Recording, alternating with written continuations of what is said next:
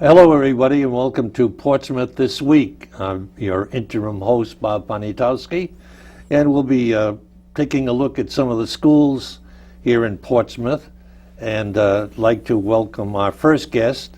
He is the relatively new principal of the Portsmouth Middle School. He is Joao Arudda. Welcome to the program. Well, thank you, and thank you for inviting me. Oh, I'm going to enjoy talking to you.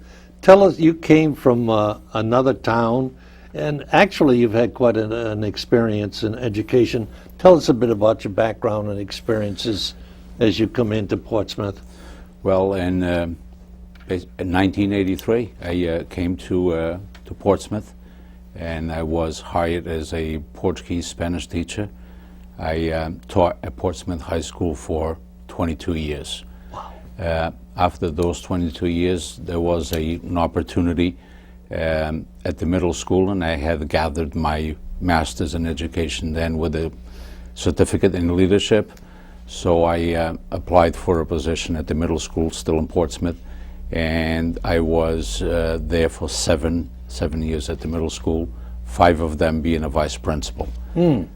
After that, I did have a great opportunity that opened up in Wilbur McMahon School in Little Compton for a principalship, and I really wanted my own school, so I applied, got the job, and I was there for 4 years. Had a great experience there, but Portsmouth has been my home since I started my educational career. So a position opened up this past summer as a principal, and the same school that I had just left 4 years ago, I applied and I obtained the position, and I've been there ever since, and I do love what I'm doing at Portsmouth Middle School presently. So welcome home. Thank you. Yeah. So you're not a stranger, although you're a new person to the Portsmouth Middle School. You're not new to the community. People know you up and down high school. Correct. Joe Amaral is a friend, and the elementary school people, so that's great. I've been to the Wilbur McMahon. It's a K-8 system, and that's a different structure from the Portsmouth Middle School. You want to do a little comparison of the two? Sure. They two very different schools. Basically, the Wilbur McMahon School is a K-8, as you mentioned. But it is also, not only being a K-8, it's a very, very small school, and all those grades are under one roof. So when it comes to, I believe when I left there was 248 students, K-8, so the class size was a very small class size, and the attention that the students did get from the professional staff was extreme in a way. It was very, very nice that they had that possibility to do that in Little Compton. And you also, in a small community like that, you are also able to foster programs at a much rapid rate because of the ability that you have to do so with a small school. Portsmouth Middle School is a much bigger school, but there is a lot of pros by having a big school. You have a big diversity of students, of staff, and you do have other supports that basically can improve student success at a school as big as Portsmouth Middle School. So you come from Little Compton back to Portsmouth, and the Little Compton kids go to Portsmouth High School, so you're all in the family, huh? This is true. Speaking of the two schools and comparisons, comment a bit on the specificity of curriculum for the middle agers. That 5, well, you have 4 now, but 5 through 8, those kids have particular needs and developmental things that they need, that schools provide. Comment on your curricular program. With the curriculum right now, we do have an emphasis on math, science, and reading, ELA. We have known, and those of us that follow the educational process do know that we do need in this country to foster a much more challenging, a much more bigger programming when it comes to science and when it comes to math. Positions that, if you're looking into engineering, we know that a lot of the engineers that we have in this country are not natives of this country, so we need to foster that program. And we have reached out to communities, to the community to do that. Presently, we have right beyond retired engineers that work with us in after-school programming, where we have the underwater robotics.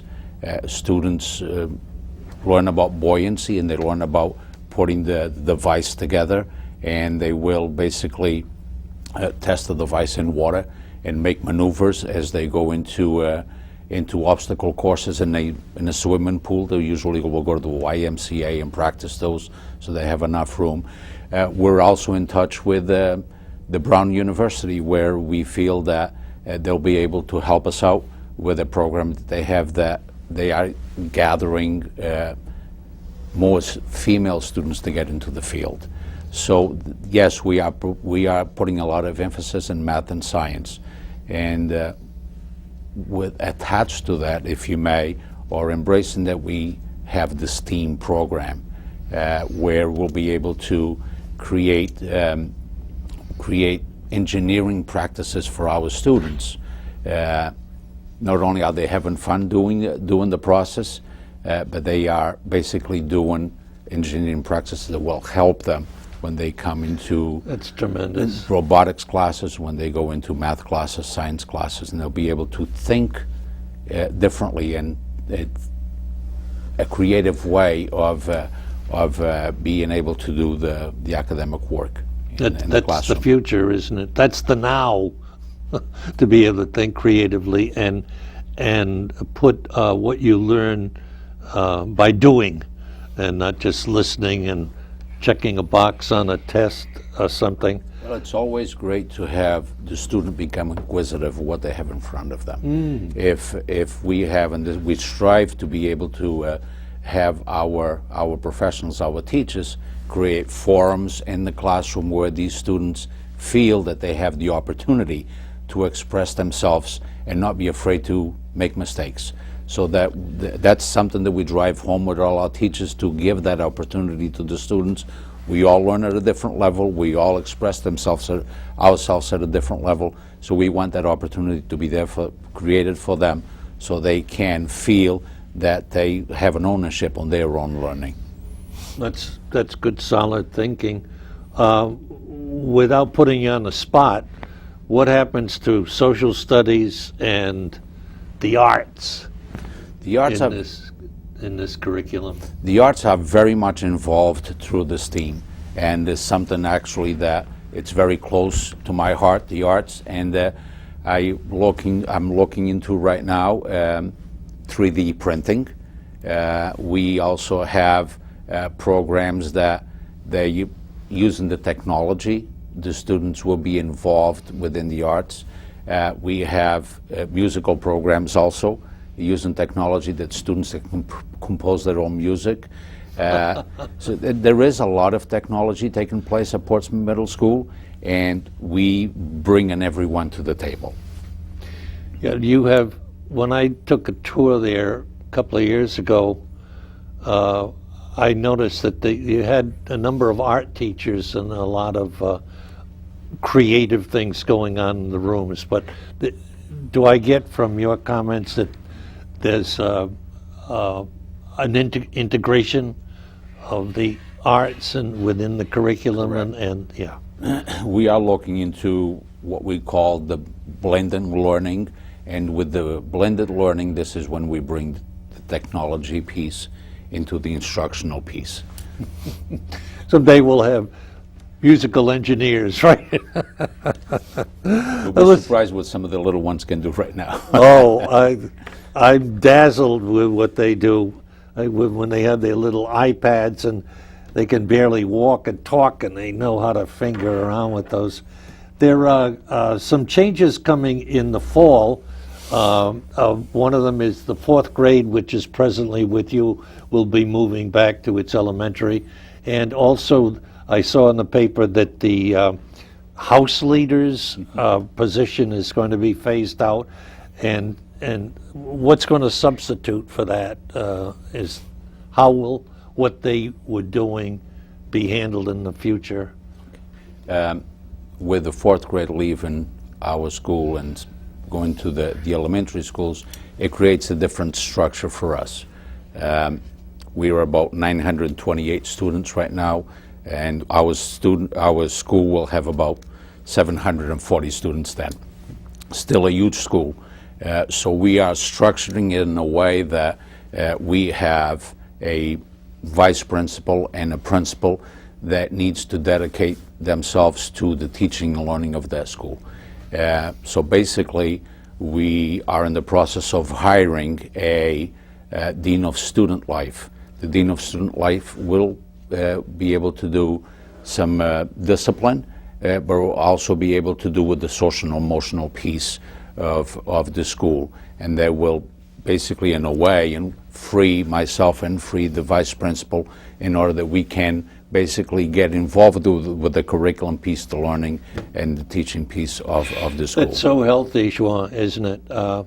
Originally, if you want to go back to a long time ago, the principal was the principal teacher. And over the years, the teacher part got shoved aside, and principals became administrators, managers, data collection agents, and all that. But basically, every principal harbors the need and the willingness to teach.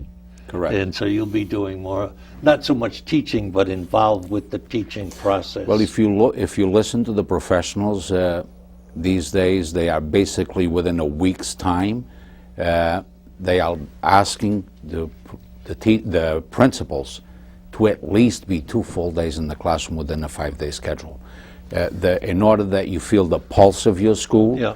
you can't feel the pulse of your school behind the desk. You have to basically get into the classroom, have that discussion with the students, have that discussion with the teachers, see what is being taught within those classrooms. Create a relationship not only with the teacher, but create a relationship with the students. And that's so important. If you are involved into that conversation, if you are involved basically in what is taking place, not only do you know firsthand what your school is all about, but then that's a way that you can programmatically go move forward and create professional development or create programs that will basically sustain what you have in place in school. It's important, having been in the trade, teachers, well, them and us business, that sort of mentality. There's the teachers who are in there doing the work, and then the administrators are off in an office, but this is an assimilation that builds the trust between the two so-called segments, and makes it easy for you as a leader to talk from a base of experience. That's probably a bad question. No, it's not. It's the luxury that, and I can call it luxury, that the Portsmouth Middle School has right now, and the great advantage is that we have the professional learning communities.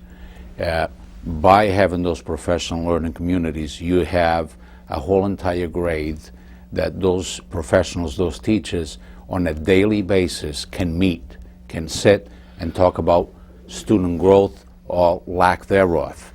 They can look at student work. They can basically discuss individually how is it that they're going to plan the differentiated instruction to attain the ability of that student to succeed. Then you have a vice principal and a principal that becomes part of those learning professional learning communities.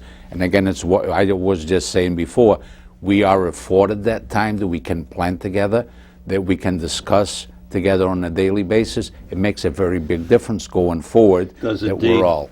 Does indeed, yeah.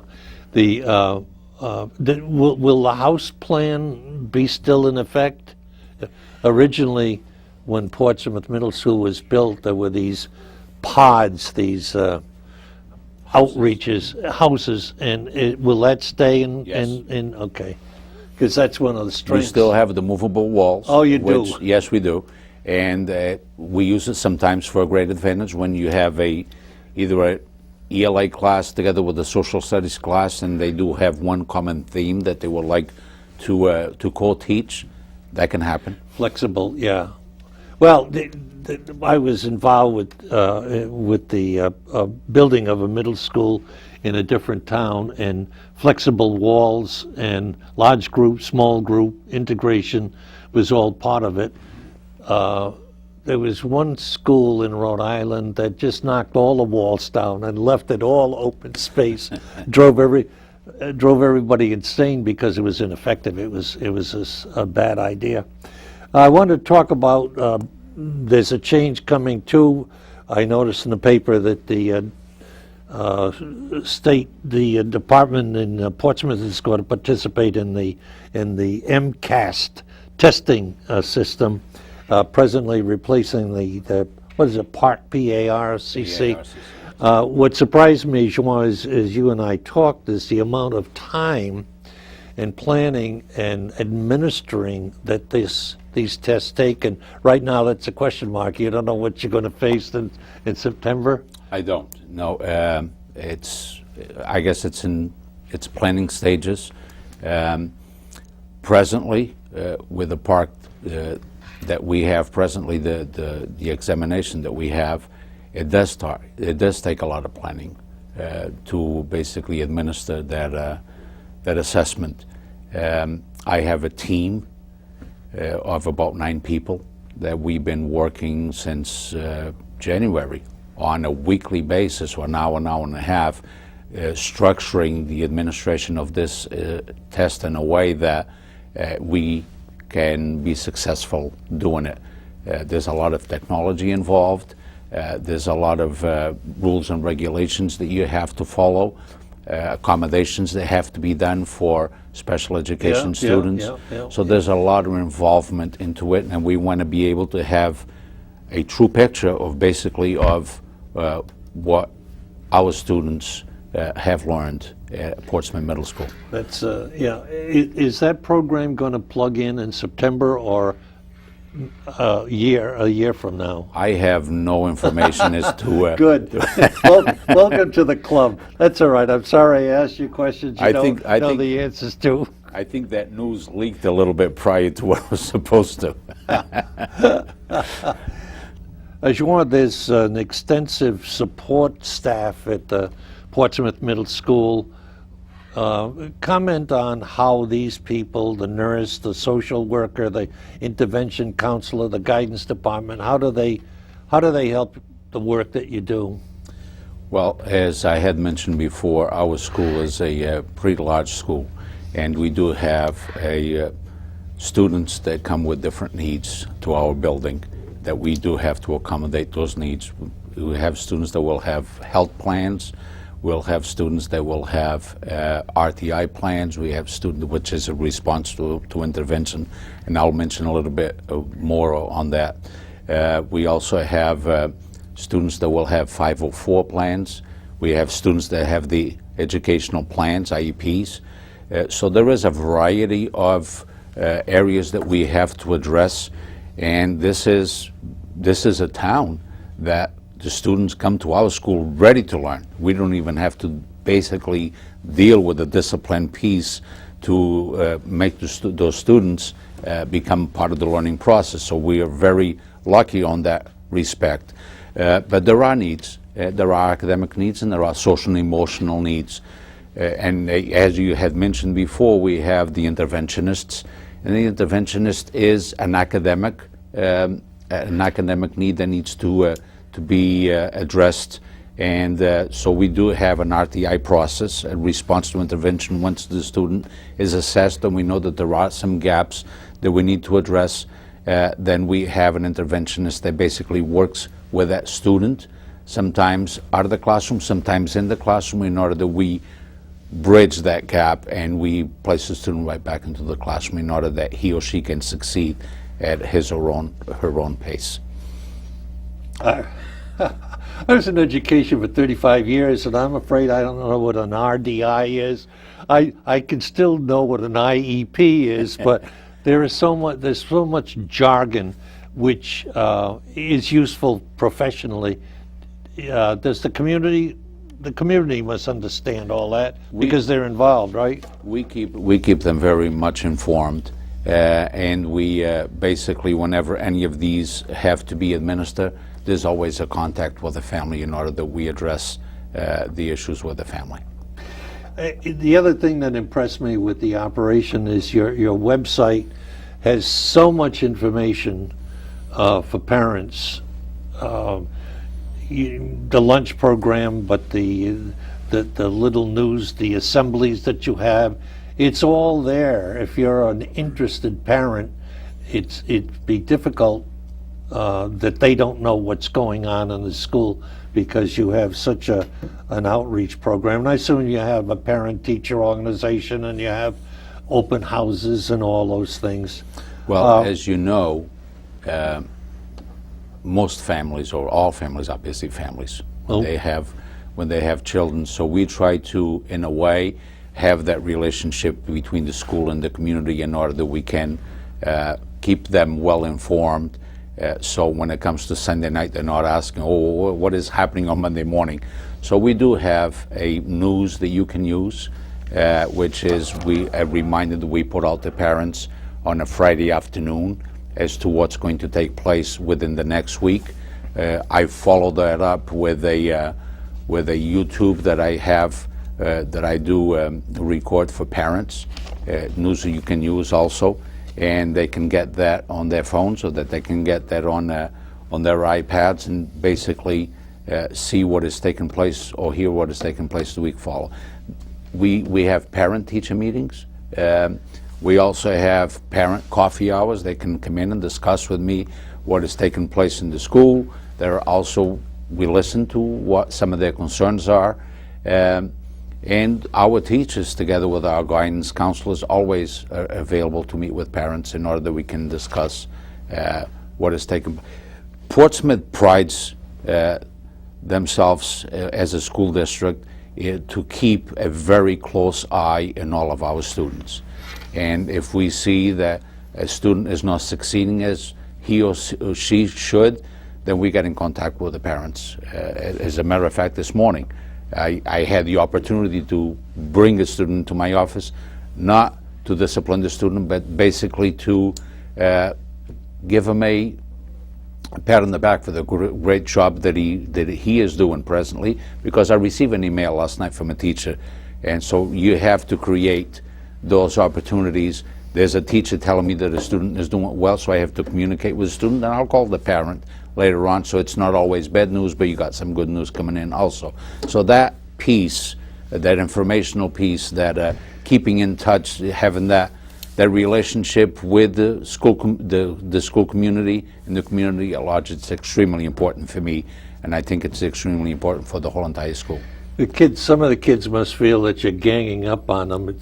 I went to the website and I noticed that fourth grade teacher X gave this assignment due tomorrow. So if the parent goes on the web and sees that the kid can't come, and so we didn't have any homework today, it's right there. And so the kid must feel like, well, I can't use that excuse anymore. There's a parent portal that basically informs all the parents what is taking place on a daily basis at school. Things that have been talked about for years, and it's good to hear that you folks are doing them. As we I wanted to mention or ask you about the program Window of the World. That intrigued me. What's that about? That's it's a program that runs with foreign language teachers, and I always had an interest in the program due to the fact that I was a foreign language teacher for many years in Portsmouth. Yeah. So I get together with Mrs. Costrolano and Miss King, and we create what is called a window to the world. And it's basically a looking beyond Portsmouth, what is out there in the world that our students can research, our students can study and present to the community. So we have a night where all the parents will come in and the students will present to the community at large, but that night we celebrate, and we celebrate in a way that we'll bring in a Portuguese folkloric group, we'll bring in a Puerto Rican drum group, we'll bring in also artisans that are coming directly from Portugal to expose their pieces at Portsmouth Middle School, and then we will have not only dishes from the countries that the students have studied, but we also have the traditional malasada that everybody loves. I certainly hope the malasadas are there. Well, we're getting near the end of the program. I wanted to ask you about your own sort of vision or goals now that you're sitting in this seat.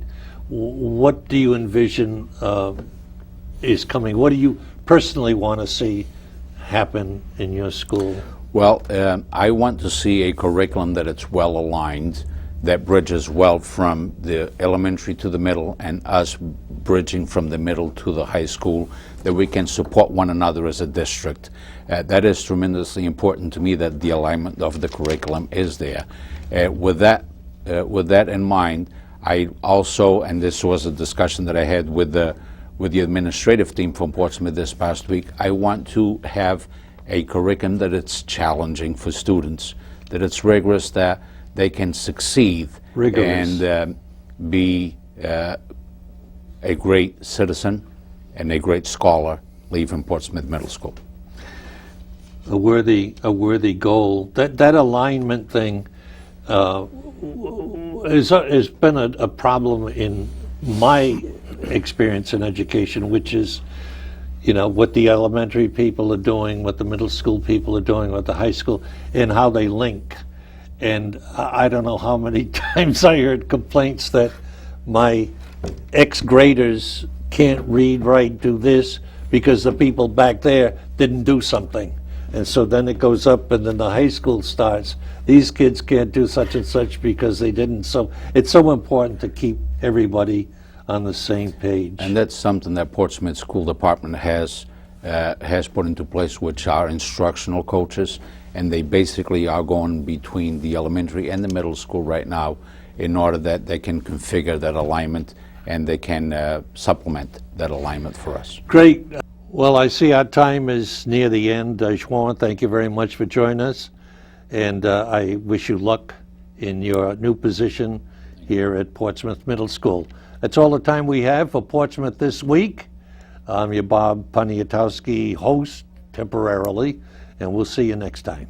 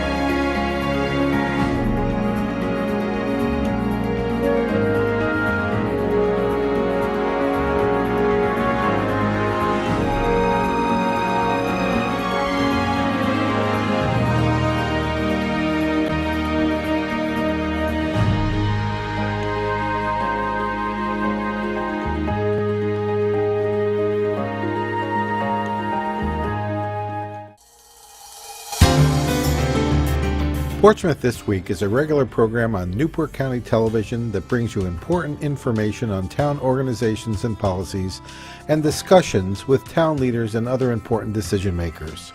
A listing of program times is available on Cox Cable Channel 17 or at the program listing website. A listing of all programs with YouTube links is also available at the Portsmouth Town website.